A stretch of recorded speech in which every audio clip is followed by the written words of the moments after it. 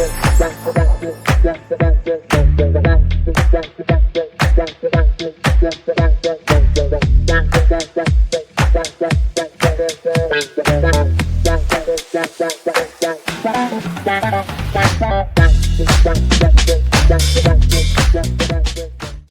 the PSN community. As usual, I'm Asif, the community manager of PSN, and today I'm joined by a very special guest and highly respected individual in the world of property, Julie Whitmore.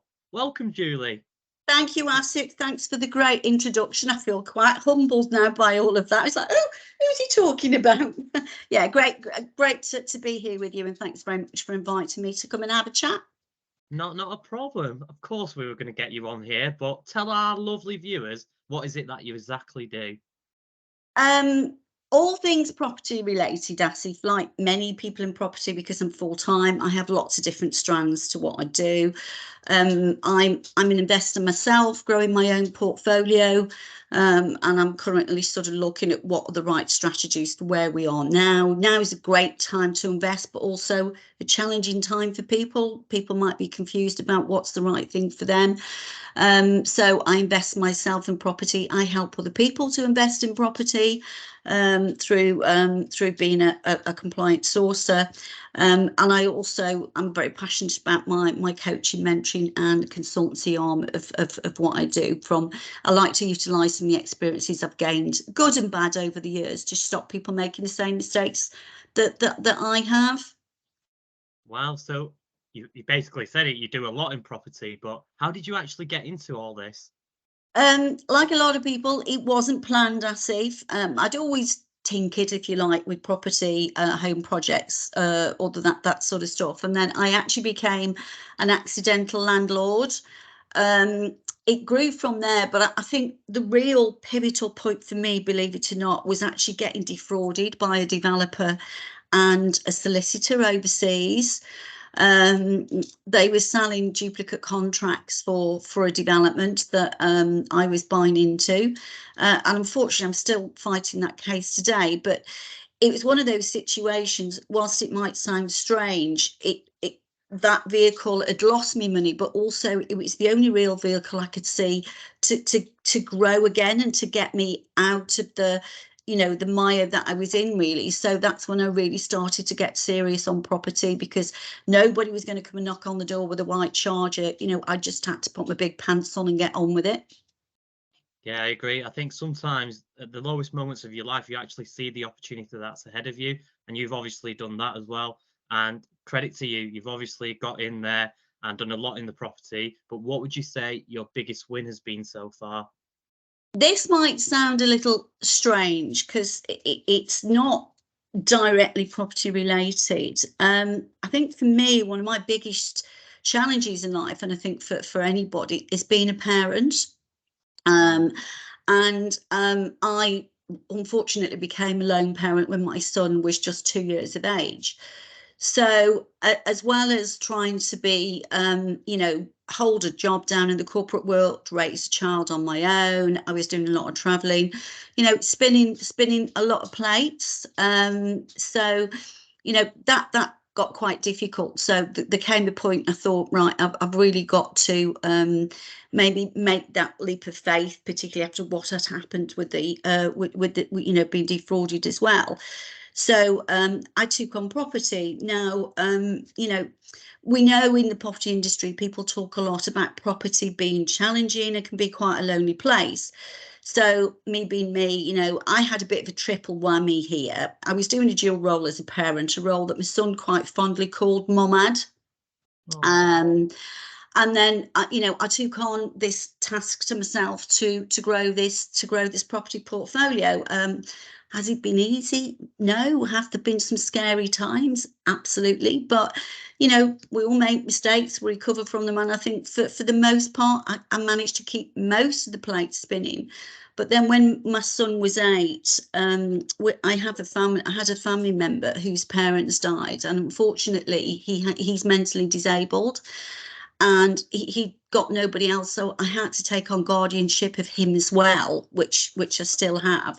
So that was another stick in another plate, but they're still there, they're still going, so we're doing okay. No, that's amazing. That's amazing. And obviously, you have been you're a great person, and you're keeping it very real. And this is very honest and truthful from yourself. But what would you say your biggest learning has been so far as well?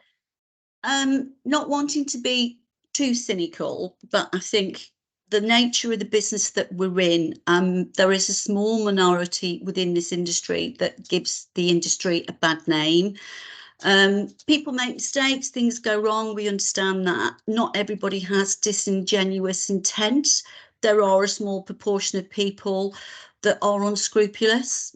And I think the level of that actually shocked and saddened me when I started to understand and hear some of the stories that people share with me, that people can intentionally go out that way to do people, because there's cases where people have lost to such a level, it's just ruined the rest of their life, and it's caused a lot of people a lot of anxiety and a lot of mental health issues.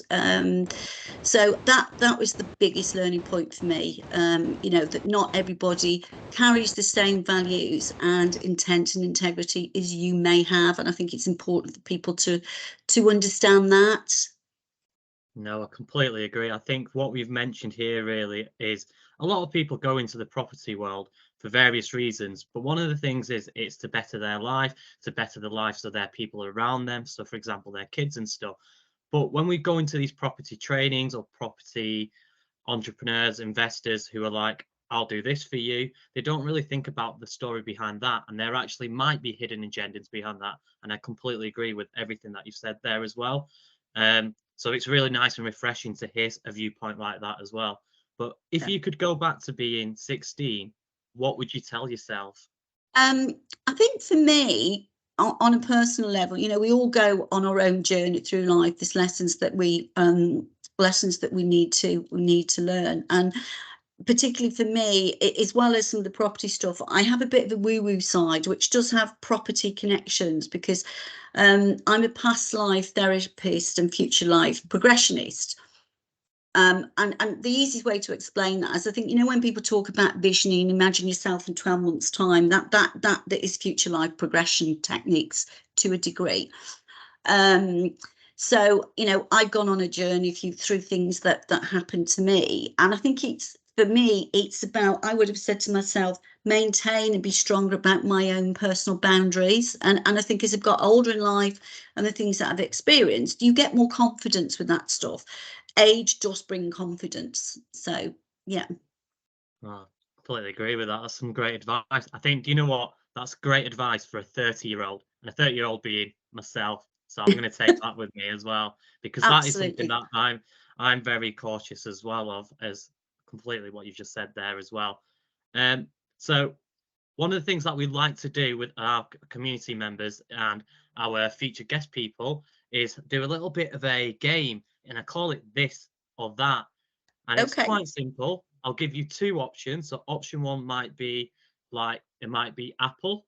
Option two might be pear. And then you just quickly have to choose which one you Which prefer. one? Okay. Yeah. So the first one is, and I think because you do property and poppadoms, this is a very important question. Mango chutney or red onion chutney? Mango chutney. Okay, great choice. Coffee or tea? Tea, definitely. Okay. Chinese or Indian? Believe it or not, Chinese. Yeah, I'll agree with that one as well. Night out or night in?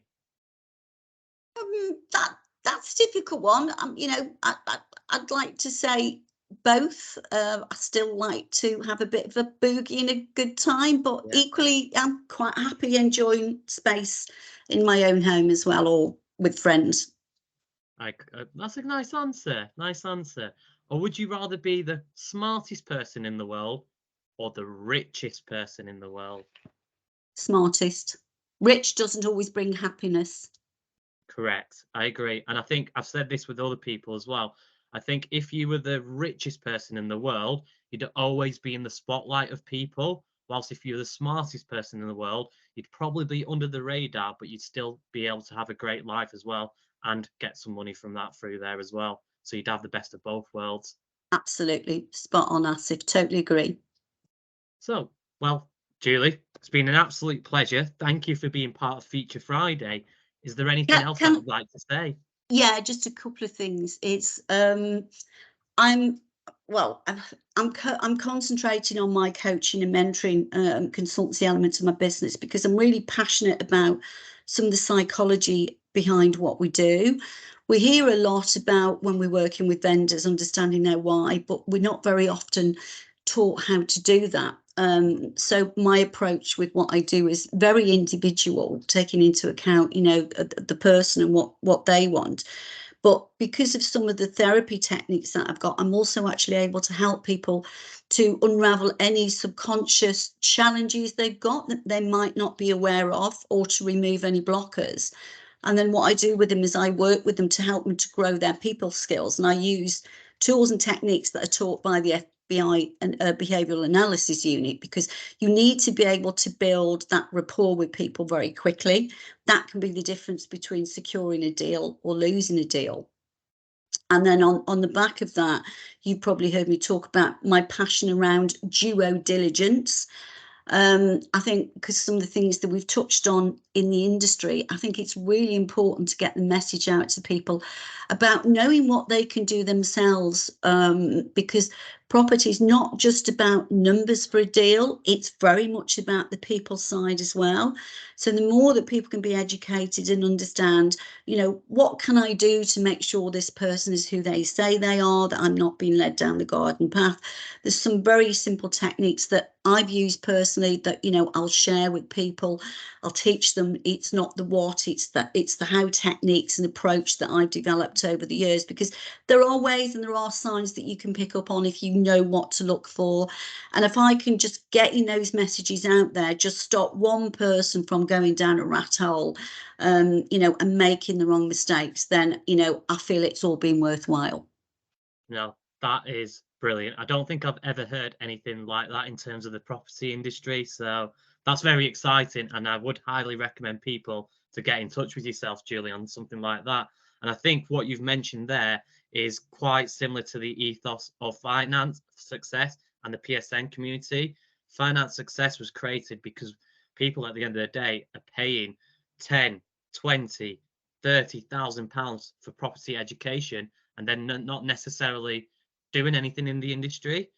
So Absolutely. Couldn't why agree not? more. Exactly. And Mm. it's the same with these people that you might be come and give me £10,000, I'll get you this return, and then it just might not happen because you haven't done the right due diligence.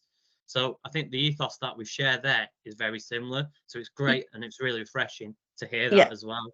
Yeah, and I certainly found that from the PSN meetings that I've been to, that ethos very much comes through. There's some very raw material, that's got a realism to it that's shared within the room. It's none of this big bunches of keys and aeroplanes sort of job. And property can be a great vehicle, and there should be enough to go round. It's just giving people the tools, to be able to protect themselves at the end of the day, and to be in the right environments. No, completely agree. Well, that was amazing. So, PSN community, I hope you've really enjoyed today's Feature Friday. I hope it's been inspiring, and I hope you've got to know Julie a little better. But for now, stay safe, keep being amazing, and we'll all see you very soon. Thanks. Thanks, Asif. Take care. Bye.